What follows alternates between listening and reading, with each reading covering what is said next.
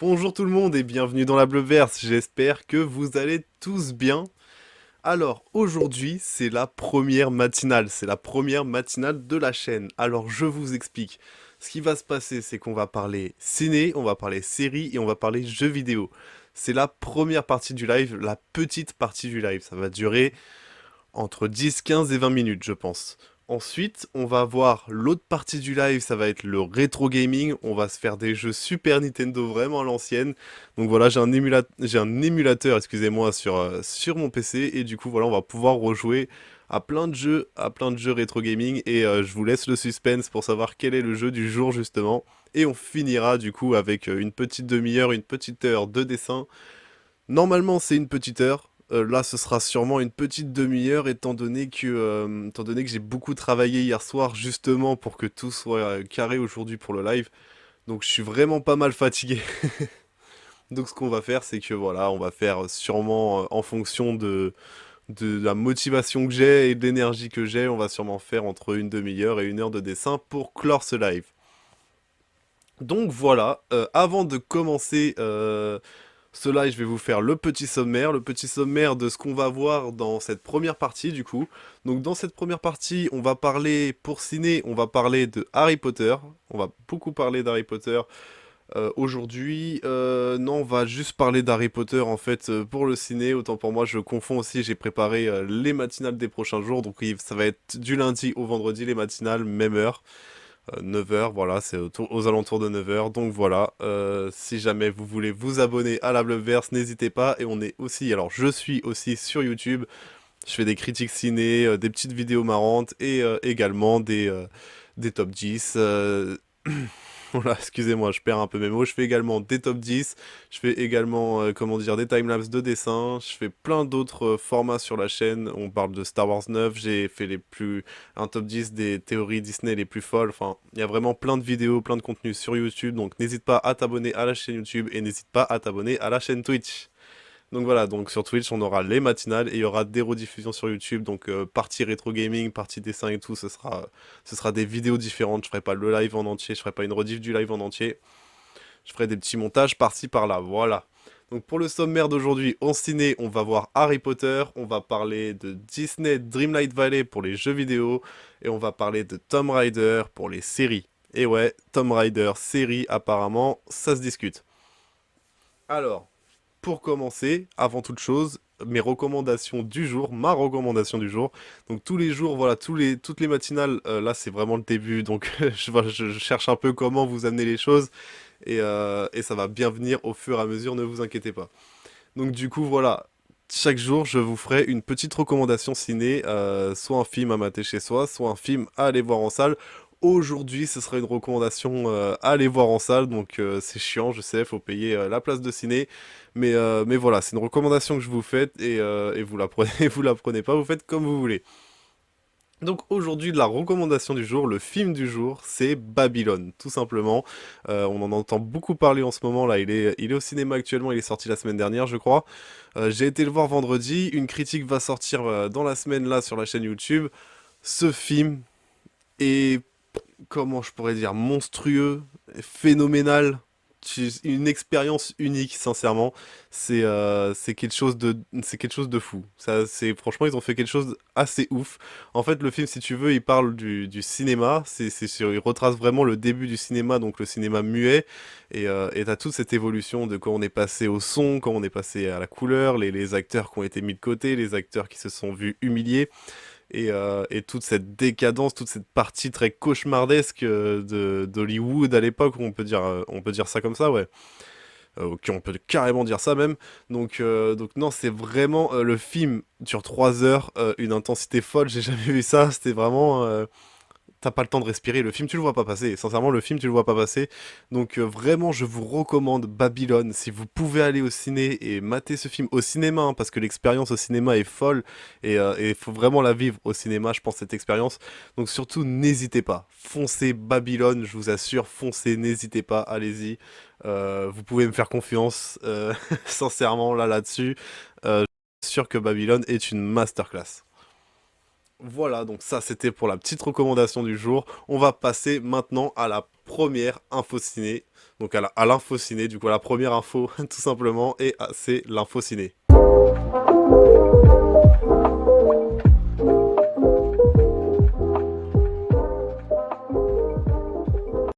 En info ciné, qu'est-ce qu'on a? Harry Potter. Alors ouais, Harry Potter c'est magique, mais apparemment pas pour tout le casting. Non, non. Alors, on va parler aujourd'hui de l'actrice Zoé Wanamaker. L'actrice Zoé Wanamaker qui interprète, je sais pas si tu te souviens, mais la prof Bibine. Alors, c'est René ou Rolanda selon la version anglaise ou française. Mais en gros, ce personnage, le professeur Bibine, c'est la prof de Quidditch que tu as vu dans Harry Potter, l'école des sorciers, le seul Harry Potter dans lequel tu l'as vu. Si tu réfléchis bien, tu te rendras compte que tu ne l'as vu dans aucun autre film. Et en fait, elle explique que à l'époque, lorsqu'on lui a proposé de signer pour 3 films, comme avec les autres acteurs, j'imagine Rogue, Alan Rickman ou des choses comme ça, quand on lui a proposé de signer pour ces 3 films, en fait, elle a trouvé le salaire, comment dire, le salaire minime, mais vraiment en dessous de tout, et en dessous de tout plutôt, excusez-moi. Et du coup, voilà, elle a refusé du coup de signer pour d'autres films, elle a préféré signer que pour un film, elle a dit il va falloir revoir les prix et tout. Et finalement, ils n'ont pas revu les prix. Donc l'actrice, on ne l'a pas revue dans Harry Potter et la Chambre des Secrets, on ne l'a pas revue dans aucun autre film. Là, il y a eu une réunion tout récemment, elle n'était pas là non plus. Et elle parle souvent, l'actrice justement, au lieu de, bah, comment dire, d'être discrète sur le fait qu'elle ait les boules de ne plus faire partie de l'aventure Harry Potter. Non, au contraire, elle parle souvent de son dégoût. En plus, quand elle voit le succès que ça a eu après, elle est vraiment dégoûtée. Et voilà, donc cette actrice c'est Zoé Wanamaker et c'est l'actrice qui interprétait du coup la prof Bibine. Et ça c'est la petite info ciné du jour. On va passer maintenant à la petite info série du jour.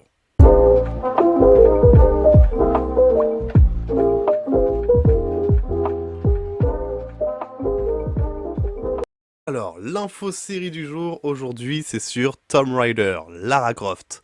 Et bah Lara Croft au ciné c'est pas un succès de fou quand même. Hormis le premier film avec Angelina Jolie, le deuxième fut un bide total.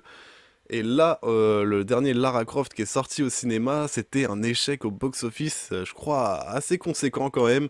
Et le 2 a été annulé, mais vraiment quelques mois après la sortie du premier, hein. C'était vraiment un sacré échec, il me semble, en termes de box-office, évidemment. Le film n'est pas non plus si mal, en tout cas, moi, quand je l'ai vu, j'ai pas trouvé ça dégueu, personnellement.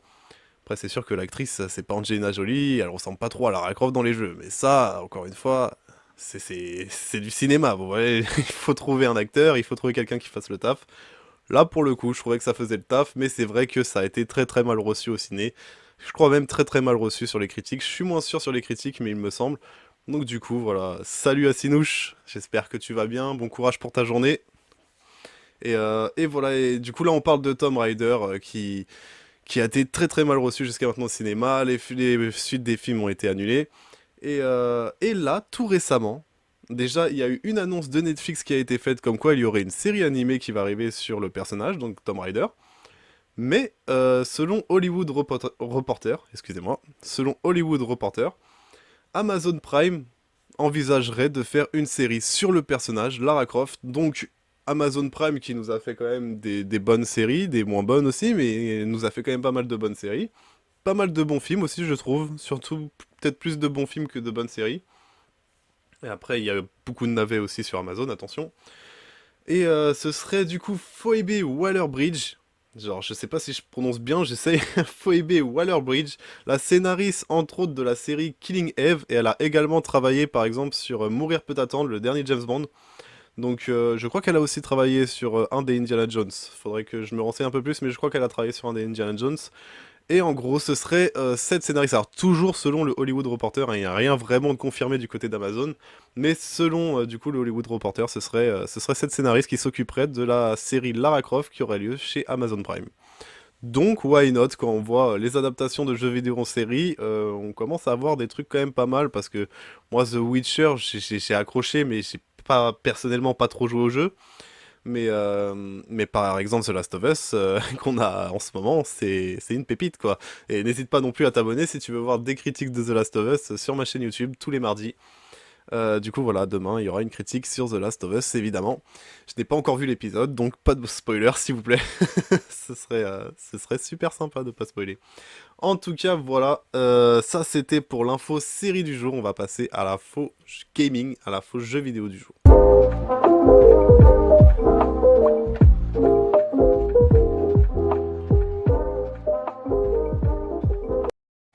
Alors, les joueurs de Dreamlight Valley, Disney Dreamlight Valley, eh ben, vous êtes les bienvenus dans cette matinale aujourd'hui, car on vous met à l'honneur. Aujourd'hui, on va parler de Disney Dreamlight Valley. Donc, pour ceux qui connaissent pas, c'est un peu un jeu comme Animal Crossing. Donc, pour ceux qui connaissent pas Animal Crossing, en gros, ce qu'il faut. Ah, ça bug pendant mon intro. Ouais, alors malheureusement, je sais pas pourquoi, j'ai un peu de. Je sais pas, là j'ai le réseau qu'il faut et j'ai l'espace qu'il faut. Donc normalement ça devrait pas bugger. J'ai vu que l'application effectivement buguait un peu. Et je sais que j'ai beaucoup taffé dessus hier, donc peut-être que c'est un rapport, peut-être qu'elle chauffe un peu l'application, je sais pas. En tout cas, voilà, donc Disney Dreamlight Valley. Qu'est-ce qui va se passer? Disney Dreamlight Valley, qu'est-ce que c'est comme jeu surtout? Qu'est-ce qui va se passer? N'importe quoi. Donc qu'est-ce que c'est comme jeu? Donc le jeu Disney Dreamlight Valley, c'est un jeu où en gros tu fais évoluer ta maison, tu t'occupes de ton village, de... Oui, de ton village, voilà, c'est ça. Et tu as un rapport avec les autres villageois du village, tu fais augmenter ton niveau, et tu fais augmenter les commerces, tu fais augmenter bah, les habitations des personnages, hein. Tu fais évoluer ton village finalement, tu as de plus en plus de monde, plus en plus de missions à accomplir, plus en plus de récompenses du coup. Tu as des choses à construire, du mobilier en retrouvant des ressources, du bois. Tu peux faire du farming, surtout beaucoup de farming, de la pêche, etc. Enfin bref, c'est ce genre de jeu. Dreamlight Valley, normalement c'est censé être gratuit en courant de l'année 2023, c'est censé être un jeu free-to-play. Pour l'instant, ça ne l'est pas, mais tu peux y jouer quand même. Tu peux payer, je crois, à hauteur de 30 € pour commencer à y jouer. Je l'ai fait, moi personnellement, je l'ai fait, je crois, au mois d'octobre. Bah, je crois qu'il est sorti au mois d'octobre 2022 et je l'ai fait à peu près à cette période-là. C'est un bon jeu, c'est vrai, il est pas mal. C'est vrai que c'est pas. Tu te prends dedans. Après, j'irai pas dire que j'y jouerai vraiment très très souvent. Mais allez, tu peux y jouer 2-3 fois par semaine, c'est cool. Tu te fais 1 heure de Dreamlight Valley, je pense que ça te détend, c'est sympa. Donc ouais, pourquoi pas, bon délire avec les persos de Disney en plus. Je pense que là, on a tous plus ou moins grandi dedans, avec en tout cas, dedans. Pas trop, mais on a grandi avec. Du coup, voilà. Donc c'est un bon jeu, un jeu sympa. Mais pourquoi je parle de ce jeu aujourd'hui? C'est parce qu'ils ont annoncé des mises à jour à venir. Donc là, je m'adresse aux joueurs de Disney Dreamlight Valley. Dans les mises à jour à venir, et bah en février, il y aura le personnage de Mirabel du film Encanto que personnellement je n'ai pas encore vu, je sais, attention, sacrilège, mais voilà, je n'ai pas encore vu Encanto et du coup là il y aura le personnage de Mirabel qui va s'ajouter au jeu, plus le personnage de Olaf. On apprend aussi que en avril il y a Simba qui va débarquer avec d'autres personnages inconnus évidemment.